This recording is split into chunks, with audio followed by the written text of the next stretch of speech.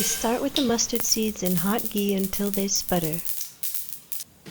Then curry leaves and green chilli go straight in, followed by the ginger garlic paste, cumin, coriander, and garam masala.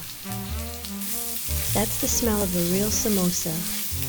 Now we add the mashed potato and peas into the spice base. Keep stirring. You want this completely dry before it goes anywhere near the fridge.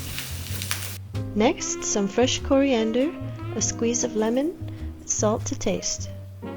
Then it goes onto a tray and into the fridge for at least an hour. Cold filling shapes cleanly. Warm filling doesn't. Divide 12 even portions. Roll each one into a tight cylinder. The shape is everything with this one. Then we coat it with the flour. Next, the egg white.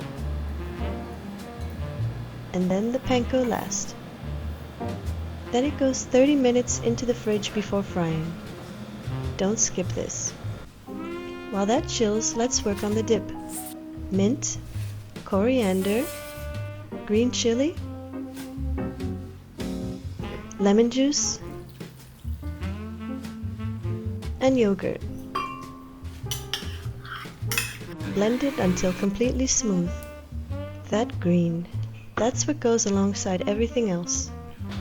Oil to 175 degrees Celsius, 350 Fahrenheit. Exact temperature matters here. Too hot and the shell burns before the inside heats through. 3 to 4 minutes, turning occasionally. There it is, that color. That's what we're looking for. Golden shell, spiced filling, vivid green dip. Completely crispy outside. Croquette on the outside, masala spiced potato on the inside. Nothing else like it. Thank you for watching. We're here every week.